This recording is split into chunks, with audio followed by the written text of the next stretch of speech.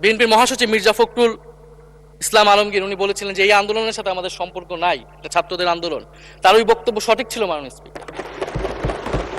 তার ওই সময়ে কৌশলগত অবস্থান এটাই সঠিক ছিল। উনি ওই সময় এই বক্তব্যই প্রয়োজন ছিল।